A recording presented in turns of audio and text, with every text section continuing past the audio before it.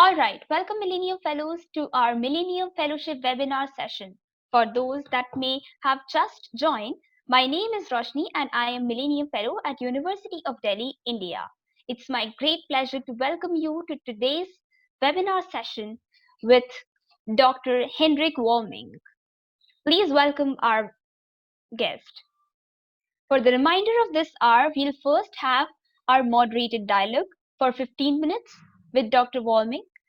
For the remaining 30 minutes, we'll open it up for question and answers so you can ask your questions to Dr. Volmink.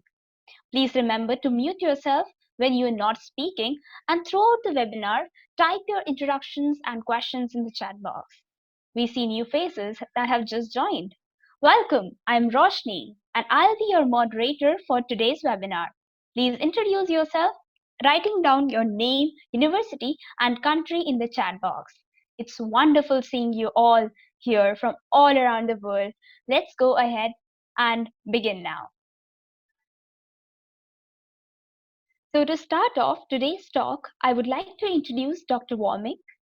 Dr. Heinrich Volmink is Executive Director of the organization Undoing Tax Abuse, a major South African civil society organization. He previously served as Member of Parliament in National Assembly of Republic of South Africa. He has also served as Member of Provincial Legislature, MPL, in Gauteng, where he sat on Standing Committee on Public Accounts. Heinrich is a medical doctor and a specialist in public health medicine. He's passionate about UN Sustainable Development Goals and is member of Goalkeepers. He's also a founder of the Douma Institute. This recently established institute plans to adopt an evidence-based approach to SDG implementation using communities of practice. The Douma's first project will be set on SDG 2, which is zero hunger, in urban areas of South Africa. It's a great pleasure to have you here, sir. Please welcome Dr. Volmink. It's a great pleasure to have you here. Hi, Roshni. Thank you for that introduction. It was really kind. And it's wonderful to be here. It's great to see this incredible group of people who give me great hope because you really represent, I think, amongst the best shot that we have at achieving the Sustainable Development Goals. And so it really is an honor to be here. I think that the projects that you guys are doing on your respective campuses across the world, again, are truly inspirational. And so thank you for having me on. It's our pleasure to have you here, sir. Thank you very much for joining us today. Thank you. Now, as I start, I mentioned at the beginning, we will have the moderated conversation with Dr. Volmink. And I would like to begin by asking a few questions. So to start things off, I would love for you to elaborate on how you got into work and that you're doing. And you started as a medical doctor and then pursued a career in politics, and then now you're working as civil rights in a civil rights organization. So what made you pursue a career in public services? Well, Roshni, thank you for that question. It's been quite a journey to get to this point. Just by way of background, I was born in South Africa, but I grew up. I spent most of my childhood in the States, and I see there's somebody here, Lancelot from Cornell. Hello, Lancelot. I actually spent most of my childhood in Ithaca, New York, where Cornell is based, because my dad was on staff there. And it was very interesting growing up because I spent most of my childhood in the States, as I said, but then coming back to South Africa and seeing the trauma of apartheid affect my community was very difficult. So I'd be in New York and I'd been enjoying living in a diverse environment, and then I go back to South Africa and find that the very richness of my diversity is what results in my discrimination. And so it was a very difficult childhood, and it gave me a deep sense of pursuing justice, which is actually what drove me all the way through. But I think more to your question, more to the point, the turnaround for me came during my medical school training, I had a particular experience that really sparked my desire to engage in the public square. It was during a point in, when you're a medical student, you spend a lot of your time in the lab, and then there comes a point where you graduate and you go into the hospital. And it was at that point for me where I had my stethoscope on, and I went into the wards for one of the first times, and I was doing an introduction to pediatrics as part of my medical training. And Rushdie, I remember being, just totally overwhelmed by a patient that I saw that day. She must have been about 6 months old. This was during the height of our AIDS epidemic. I mean, we still have an AIDS epidemic, but this was pretty severe at that point. And here you had this little baby who had end-stage AIDS, right? So she was 6 months old. She had all these tubes and sort of all this life support kind of keeping her going. And she had what's called a secondary chest infection because of a condition. So chest was going. She was kind of just gasping for each breath of air. And I remember looking down at this little child as a young medical student and just being undone. It's like everything in that ward disappeared, and it was just me and this little baby. And I thought to myself, how is it that we've allowed a world to exist where this type of suffering is possible, where this child who is defenseless has to face a terminal illness at the age of 6 months? And I made a commitment at that point that as far as I can for the rest of my days, I'm going to try to work for a world where that no longer exists as a possibility. And that experience is what propelled me into the public space. I then joined student politics on campus, which was an experience in of itself, and eventually through a long journey found my way into politics. And the idea was that going into politics would allow me to do what I did as a doctor, but in a bigger space. So, where you have an individual patient who has a particular illness and you give them treatment. In politics, you're supposed to look at a social problem that affects the whole population and use policy and laws to try to fix that problem. I found politics to be a great, but often very difficult space. And having done my time there, I have now found my way into civil society. So that's a very long answer to your good question. Yeah, that's a really nice answer. I mean, we all really learned a lot, like how you can go about and how the things that surrounds you actually should impact you, and you should care about things which do matter in life. I mean, it's really wonderful. So, like, moving towards my next question, I'd like to ask you that you are founder of the Douma Institute, which is recently established institute that plans to adopt an evidence-based approach to SDG implementation using communities of practice. So, can you tell us more about how does the Douma Institute implement UN Sustainable Goals and the projects that it has been working to achieve, uh, throwing light on your work especially? Thank you, Roshni. So this is a recently established institution. I mean, we're just getting going in the background. And what we're trying to do is to say, it's great to have the Sustainable Development Goals. These are wonderful objectives that we kind of aspire to. But how do we actually implement them, right? So how do you move beyond having great dreams about seeing these things accomplished for the human family to actually having a realization of that in everyday lived experiences of people across the world and in our communities in particular? So that's what you're trying to grapple with at the Douma, is how do we adopt an evidence-based approach? And one of the things we found is that we can't do it in isolation. You actually have to do this in community. You have to work together and collaborate. And I know that the Millennium Fellowship really puts a great emphasis on working across silos. And that's what we're trying to do with the Douma. We've chosen as a first project this idea of zero hunger. Again, as a physician, when I saw patients, one of the most horrific conditions I ever had to treat was severe malnutrition, resulting in acute disease and sometimes death. It's a horrible suffering that is totally avoidable, not by expensive medicines in the first instance, but by a simple plate of food. And so what we feel is that if we can address this one issue that affects us so profoundly, and just try to make a small contribution in achieving the goal of zero hunger, we will have started a process. And of course, hunger has an impact on not just obviously it's in SDG 2, but SDG 3 in health, education for, and so forth. It has a domino effect if you can resolve this one issue. What we're looking at the moment is we're looking at urban hunger, right? So we're looking at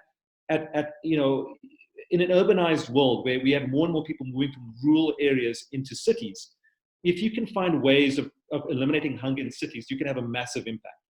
And as I said, because I kind of spent my life between the States and South Africa, we're looking at a multi-city study comparing hunger in the States and hunger in South Africa and seeing how we can actually intervene. And I've got to say that hunger is a challenge in both countries. In South Africa, of course, 20% of the households are food insecure. We've got about 6.8 million people who don't have enough food, 1.7 million households. But in America, we also have a challenge with hunger. There are 40 million Americans who are food insecure.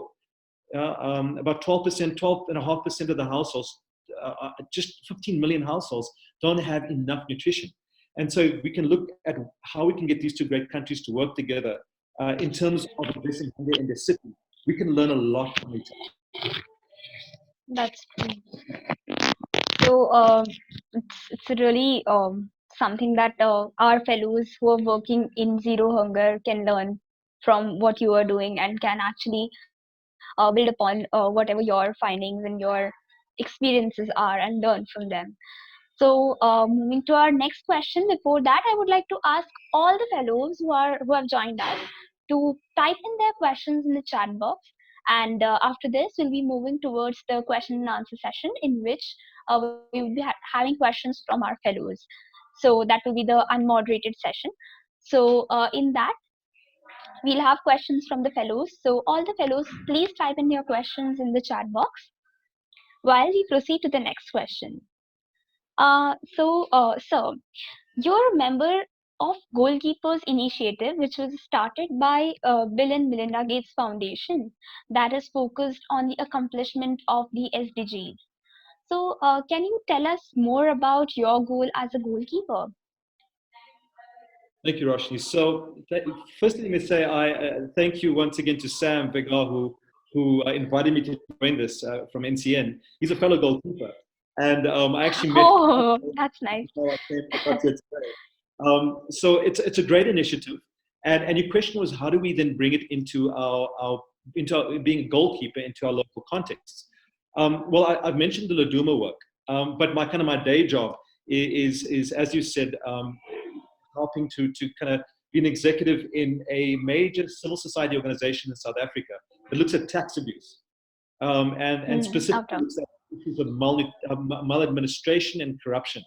And this is often neglected because we can try to implement these goals, but if there's a country or countries that we're trying to engage with that have problems with corruption and maladministration, the investment into those countries are going to disappear. I mean, take South Africa, for example. In South Africa, there's been a major epidemic of corruption. The amount that's been placed on it is about 100 billion US dollars. It's about 1.5 trillion rand. That's our local currency. And just to give you a reference point, our annual budget is 1.9 trillion rand. So almost 80% over a number of years, of course, over a number of years, but almost 80% of a single year's budget has been lost to corruption. It's crazy. That's about a third of our total GDP. And so this has a dramatic impact, and corruption has a material impact on people's lives. It's not victimless. So when you have state officials who steal money, that money should, for example, be used for textbooks. So you're stealing the futures from children.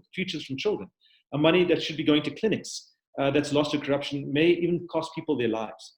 And so what we try to do at the organization on doing tax abuse is look at Sustainable Goal 16, and particularly 16.5. And we look at the issue of how do we address corruption and maladministration effectively so that the money reaches the places where it needs to in order for us to accomplish these bigger goals.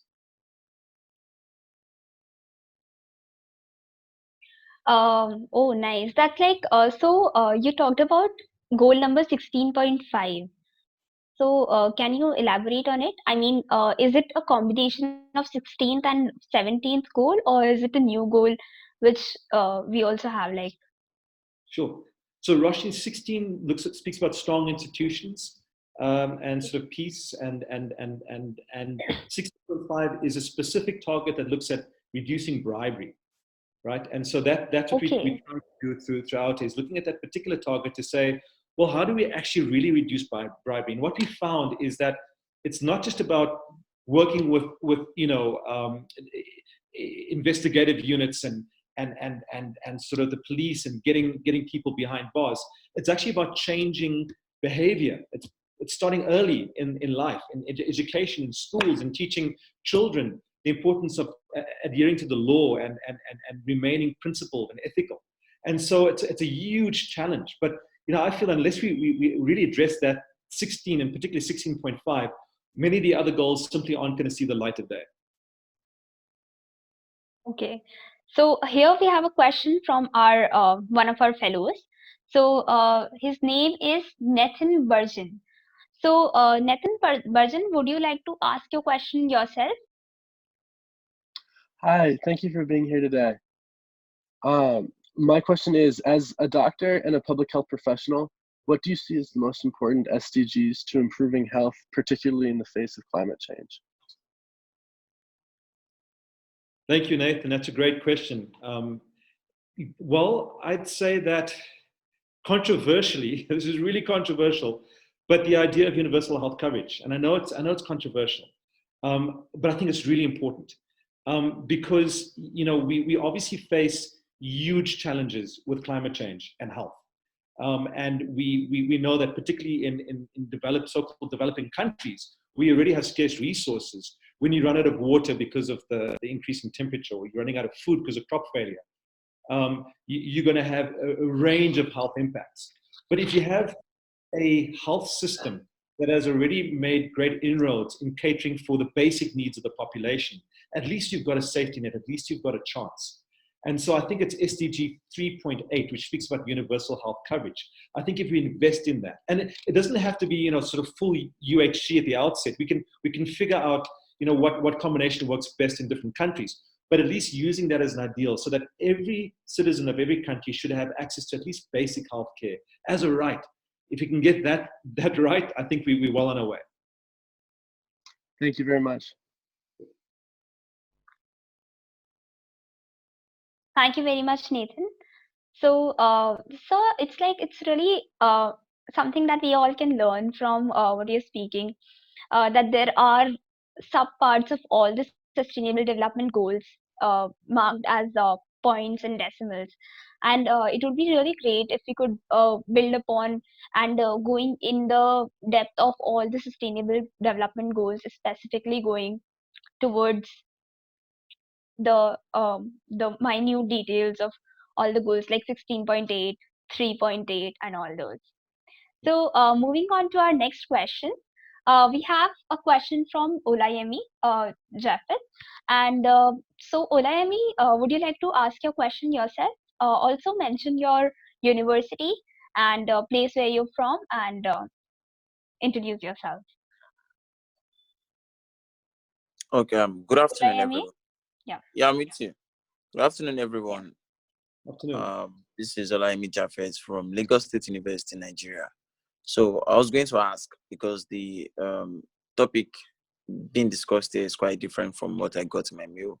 However, I would still like to know if tax evasion by non-governmental organization would amount to an abuse. Thank you very much. Thank you, Olayemi. That's a good question. Yeah, definitely.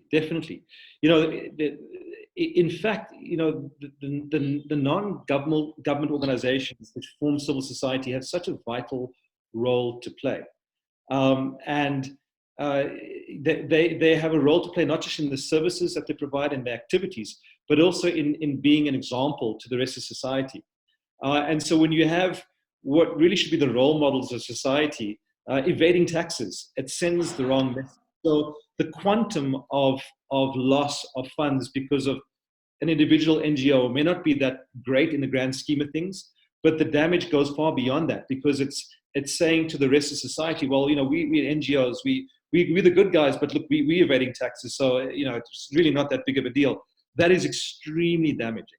And so I would argue quite strongly that there's even a bigger onus on NGOs to pay taxes and to set the example.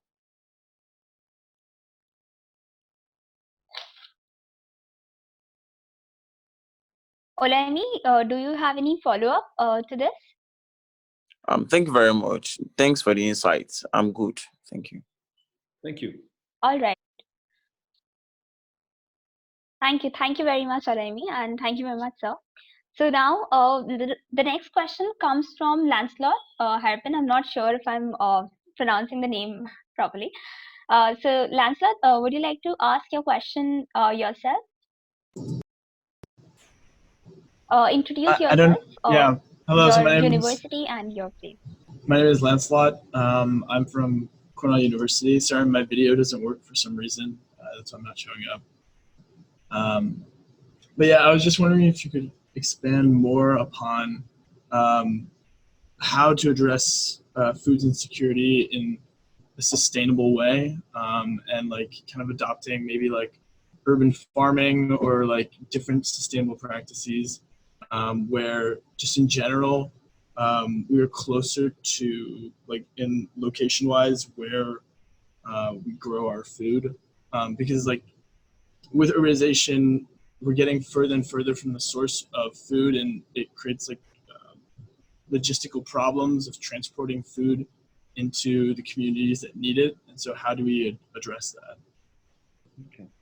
Thanks very much. Lancelot, are you in Ithaca at the moment? Yes, I am. Oh, great, man. Yeah, it brings back a lot of memories. I used to go down to College Town a lot and get bagels, so I hope you're enjoying it there, man. So yeah, it's a great question. It comes from, you know, the answer lies in not seeing urban centers as isolated units, like so you've got these urban centers, and then you kind of have to focus on them in isolation. You've got to see an urban center within a network that has both peri-urban and rural support and links, right? So you've got to see it in its full context. I mean, I was looking at for example, Cape Town, where you have a very high degree of food insecurity in the city, but you've got a very rich agricultural community around the city, and there's a complete disconnect. And so what you need smart policies to come in and to say, well, how do we create sort of small sort of food handling lines of economic development from the city going into the rural areas? But it's deliberative. It doesn't just, it's hard to see that stuff develop sort of naturally or organically, because it's done. What happens is you have a very haphazard development. So what we were trying to do there is kind of work with the city and trying to engage with officials to say, how do we create incentives for smaller food producers in rural areas to come into the city, to actually help them set up shop and help them, obviously in terms of getting their product to urban dwellers. But maybe another way to look at the question is to say, well, what is the journey of somebody living in a city, and at what points can you intercept and provide sustainable food alternatives? So mapping out. So, for example, a kid going to school in Johannesburg, in the city I live in, when they get into public transport, there's a point where you can actually get food to them. When they arrive at their school, you can get a small food handler outside their school, giving healthy alternatives to them at a price that is sustainable for that child's family. Again, when they leave school or at school, in terms of early childhood development, where can you make the most of every opportunity to get the right food into the hands of that child? And so, on the one hand, mapping out these larger lines between rural areas and urban areas, on the other hand, actually looking at the individual journey of people in cities and seeing where you can get these points of interaction, I think is one way of looking at the problem, or resolving the problem rather.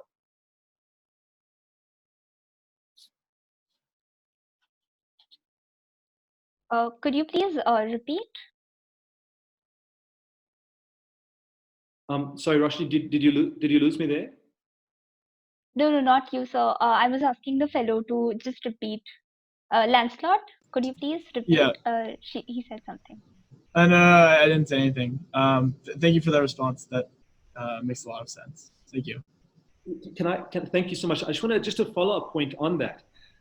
Is that when we look at sustainable food systems, we've got to remember that you need to look at all of the stakeholders.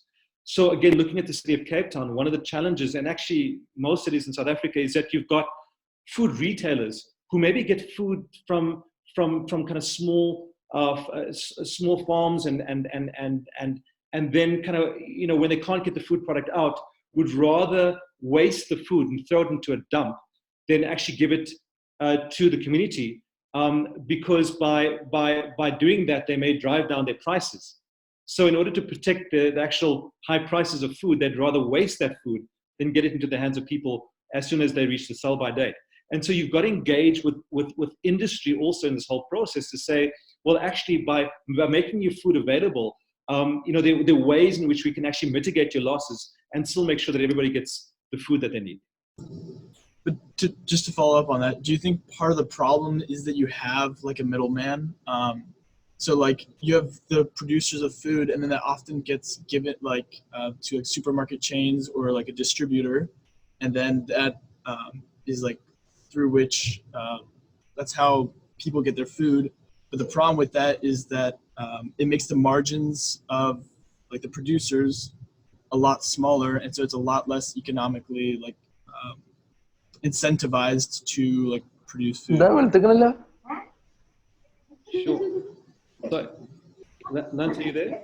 Yeah. So do you think that's also part of the problem? Do you think we should start moving away from having these distributors and more kind of moving towards having producers distribute their own produce rather than having like a massive distributor?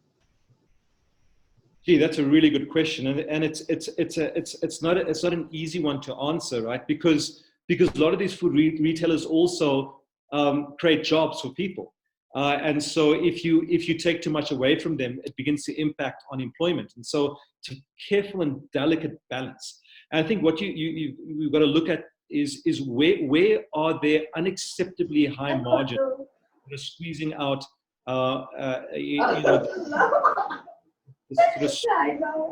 the food, and so and how do you reach that balance, and how do you have really equitable contractual arrangements between these small food producers and these massive giants, because it's an unequal relationship, right? Because the small guys really don't have much of a chance, in getting a fair deal. And so that's where I think political leadership really becomes important. And where civic leadership becomes important, to say, well, this is a rights issue. We all need to thrive here. We can't have a squeezing out our small food producers. We certainly can't have a situation where 1/3 of the food is wasted, as we have in many places in South Africa. How do you reach a point of balance where there may be a reduction in your margins in terms of the big retailers, but you're not cut it, altogether, that there's a balance so that, in fact, everybody wins in the end. But that's a very delicate process that you have to work through negotiation. I'm afraid there isn't a really simple answer to that question.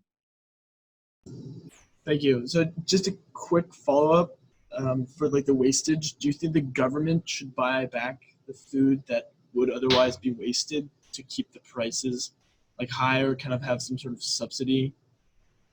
Because I know economically the farmers are incentivized to waste the food so that they maintain high prices. So how do we use policy to invert that? How do we use policy to make it less economically incentivized to do that? Gee, it's a great follow-up. So one of the things we're looking at there is using this idea of nudge theory, or nudge economics, where you try to nudge people in the right direction to do the right thing.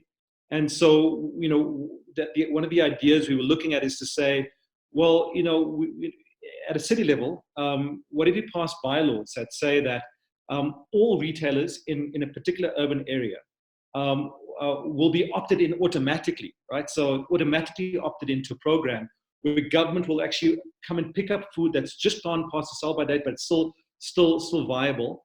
And we will then organize the logistics. We'll ensure there will be distribution to small food handlers, etc. Now you can opt out as a major retailer if you so wish, and there won't be any real penalties. But the consumer will see that, and the public will see that, and the public will see that you made a decision, a very intentional decision, to not participate in this great effort to end hunger.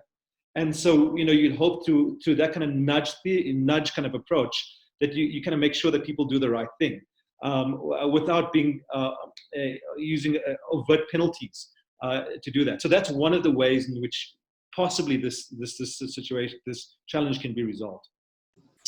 That's a very clever way of doing it. Thank you for answering. I'm gonna stop asking too many questions. Thank you very much, Lancelot. So, one question from my side. So, based on our conversation, and you mentioned about corruption, you mentioned about nudge economics. So, one of the serious problem all across the world right now is corruption. So, do you think any nudge can be worked out? Because many times I hear this statement that it, corruption is something that is a way of life now. So you actually cannot get rid of it. I mean, some amount of corruption will always be there when you have progress, when you have when the things are going really like progressing. So there will be some amount of corruption that will be there. But being an economics student, this particular concept also encourages me to ask this question. So there can be any nudge or anything of this sort which can actually help us getting rid of corruption. And is it possible to get rid of corruption, being that given that it is always something that is like very small? I mean, everyone is actually doing some or the other thing which is involving corruption. So insights on that. Thank you, Rushdie. It's a big question and a good one. It's I unfortunately it's difficult for me to give you any kind of real economic theoretical response to that. But perhaps going to maybe a human rights approach. Maybe that's a way to do, because it's about behavior and it's about values, right? So it's about choices that people make, and those choices are based on principles and values that they may or may not have. And so when you have a normalization of corruption, it's because lawlessness is seen as an acceptable way of living. And so it's a values and a rights issue, ultimately. So one of the things we're trying to do at OUTA is to try to introduce this idea of fiscal rights. And that is to say that anybody who pays taxes in any country should be, on the basis of the fact that they've paid, assigned certain rights. Right? Because you're giving up your money, and so you should be protected by certain rights. We have to understand that as a taxpayer, the public park or the public hospital or the public school, it doesn't belong to me or as an individual, you as an individual, but it belongs to us together, because it is our funds that have actually resulted in that being possible. And we use a vote to hire in people to manage what belongs to all of us, right? So the idea is that our tax money is what enables society to function, and so we should be given certain rights. So the rights that we say is, firstly, you have a right as a taxpayer for your money to be used in an effective and efficient way. You have the right as a taxpayer to see how that money is being used. And the third element is that we believe that as somebody who pays taxes, you have the right for your money not to be used for corrupt purposes. And that should be embedded within the human rights narrative. Because again, when your money is used for corrupt purposes, it has a material impact on your life and the lives of many in society. And so by marrying the idea of fiscal rights, the rights as a taxpayer, to human rights, we're hoping to maybe spark some kind of change in behavior. Okay. So like ultimately it comes to principles and values only, because if people think that it belongs to us. So like being an economics student, I can relate it to something that is called like you always try to run away from responsibilities, taking up responsibilities. You try to take the advantages and benefits of the common thing that is happening. So it again comes to like principles and values. So with this, you would like to wrap up. So would you like to give some last comments on all the talk that happened or anything? No, just to say, I think that the questions were great, and I wish we had a bit more time. The Sustainable Development Goals are huge and they're daunting, but the accomplishment is necessary. It's essential for us to actually, get through and survive and head into the next generation a world that is, in fact, not only livable, but one that prospers. And in order for us to do this, we're going to have to work within our countries, but we're going to have to kind of transcend our national identities and come to this idea of global citizenship. And so, we may be separated, and all these participants, are in different countries doing all sorts of incredible things, but we also have a common citizenship, everyone here on this webinar, and that we're all global citizens. And so what does that mean to be a global citizen? I think we need to grapple with that quite profoundly if we are able to, as a global community, accomplish a sustainable development goal. So I have, in South Africa, we have this concept called Ubuntu. Now, Ubuntu is not just an operating system, but Ubuntu in South Africa is this idea that I am because of us, that each person exists because of the whole, right? So I have an individual identity, but I have an identity in the group. And so what happens to you, Rushdie, affects me, and what happens to me affects you. And so, I'm hoping that these kind of concepts of a common global identity is what will help us to overcome the great hurdles to the SDGs. That's really nice, and it's really insightful for all the fellows who are working on different SDGs to actually develop all. Then there are like 17 of them, and the world is, and all across the world we have Millennium Fellows who are advancing those goals in some or the other way. Great, like that's a wrap for all the questions. Thank you very much, Dr. Volmink, for taking out time to share your experiences with us. And speaking about corruption, speaking about your work as a goalkeeper, and everything was really insightful. And also, the fellows, there are certain questions which are left, but then due to lack of time, we would like to wrap up soon. So the fellows would like to keep in touch with you. So what is the best way to get in touch with you? What I'll do is I'm gonna send you my email address, my Gmail address. And I'm gonna put it on. I've just put it on. Hang on. I'll try to do it to the whole group, and I will then feel free to contact me on that email address. And yeah, I'm happy to continue this engagement. I'm sure there are many other questions and many insights that I could also learn from the other fellows. So yeah, please do contact me. I'll put this on the group now. All right, so I would request all the fellows to just note down the email address, and you may contact, yes, so we have got it. So you can contact Sir anytime with all your questions. Due to lack of time, he couldn't take up all the questions here. So now, once again, I thank you for this amazing talk. I would also like to thank the Millennium Fellows who joined the webinar today. I hope you were able to gain some of the great insights, and we look forward to seeing you all to our last webinar for the first, persecutor of International Criminal Court, Luis Moreno Ocampo, on Friday, 12 p.m. EST. You can sign up for the webinar on the crew or at millenniumfellows.org. Once again, thank you very much for taking out time, sir, and it was a really great learning experience, a time worth listening to some of the great insights of you and learning a lot of good lessons today. Thank you very much.